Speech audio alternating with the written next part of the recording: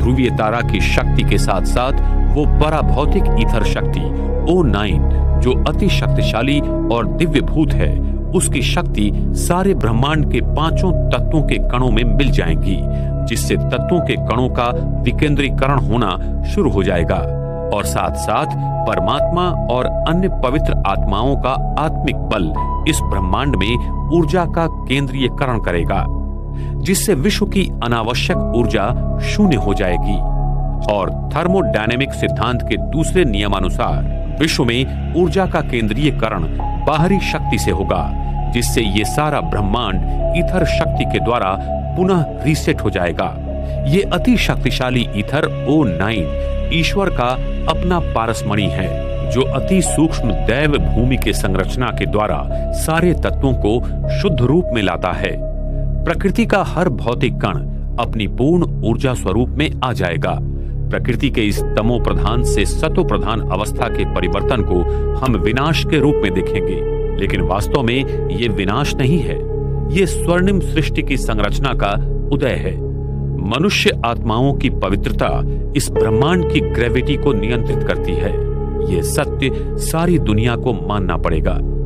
वर्तमान समय में ब्रह्मांड का ध्रुवीय तारा, जिसमें ईथर शक्ति O9 भरी हुई है, वो एक स्ट्रिंग की तरह इस धरती की ओर आ रहा है और उसके साथ साथ परमात्मा की सर्वोच्च पराशक्ति भी आ रही है, जिसके कारण सारा विश्व एक वैश्विक मोड़ लेगा और इस सृष्टि चक्र में पुनः नए स्वर्णिम युग का शुभारंभ होगा। ईथर शक्ति प्रकृति के पांचों तत्वों एवं प्राणी मात्राओं का और परमात्मा की पराशक्ति मनुष्य आत्माओं का संपूर्ण शुद्धिकरण कर उन्हें पूरी तरह से परिवर्तित कर देगी। इसलिए इन दोनों शक्तियों को लाने वाले ध्रुवीय तारा को परमात्मा का पारसमणि कहते हैं, जो सारे विश्व को संपूर्णतः परिवर्तन कर नए सतयुगी सृष्टि का निर्माण करता है।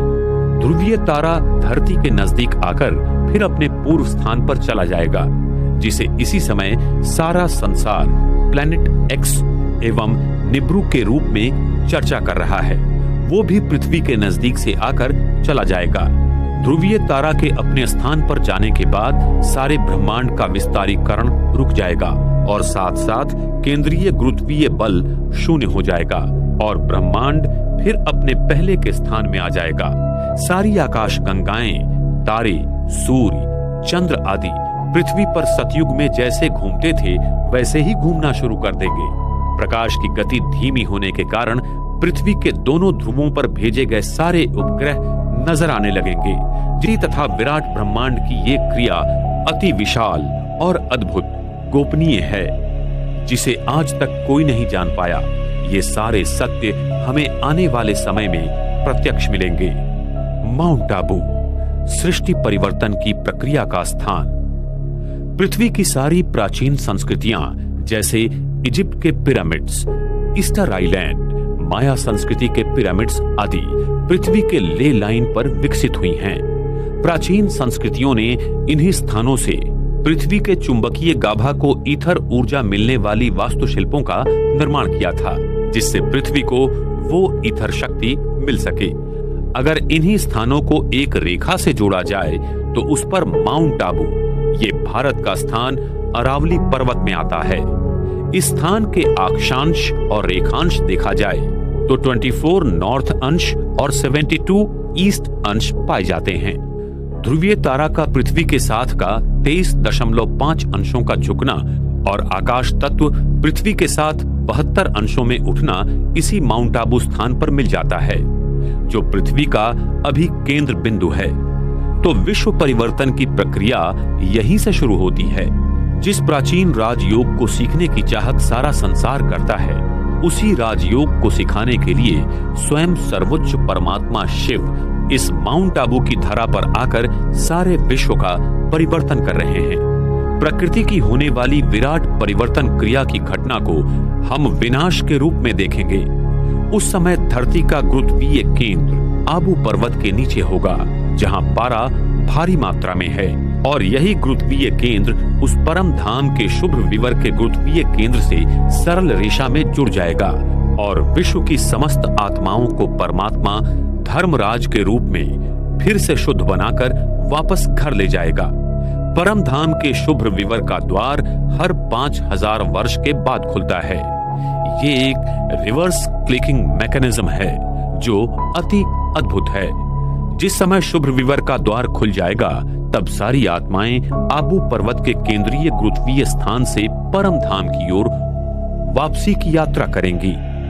इस भारत भूमि पर फिर से सतयुग शुरू होगा और श्री कृष्ण श्री राधे की आत्माओं का जन्म होगा। सृष्टि की फिर से हूबहू पुनरावृत्ति होने लगेगी। ये सृष्टि हर 5000 वर्ष के बाद हूबहू घूमती रहती है।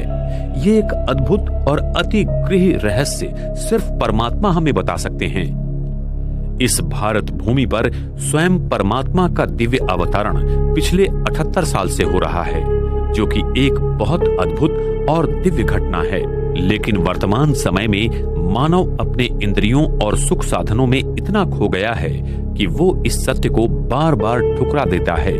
अंत में वो आत्माएं जिन्होंने परमात्मा को पहचाना और उसके कहने पर अपना जीवन व्यतीत किया, उसे आने वाले स्वर्णिम सृष्टि में परमात्मा देवी देवताओं के स्वरूप में ईश्वरीय जीवन बहाल करेगा। वर्तमान समय में स्वयं सभी आत्माओं के पिता परमात्मा मनुष्य आत्माओं को आने वाली नई सृष्टि का उपहार देने आया हुआ है। इसलिए हरेक आत्मा अपना उपहार उस परम पिता परमात्मा से लेकर स्वयं को ईश्वरीय शक्ति से भरपूर करे, जिससे इस पृथ्वी पर आने वाली स्वर्णिम सृष्टि में वो जाने के लायक बन सके तथा ईश्वर के इस महान कार्य में सहयोगी बनकर आने वाली स्वर्णिम सृष्टि का निर्माता बनकर अपना भाग्य बनाए। एक और सारी मानव जाति उस ईश्वर को मंदिर, मस्जिद, गिरजाघर में ढूंढ रही है तथा दुनिया के सारे वैज्ञानिक संशोधन कर ब्रह्मांड के रहस्यों को जानने की कोशिश कर रहे हैं, तो दूसरी ओर स्वयं परमात्मा शिव अरावली पर्वत में स्थित माउंट आबू की सुंदर वादियों में नए स्वर्णिम सृष्टि की कलाकृति बना रहे हैं। ये सत्य आने वाले समय में सारे संसार के सामने उजागर हो जाएगा। हाल ही Thanks for watching. A like would be appreciated. And don't forget to subscribe.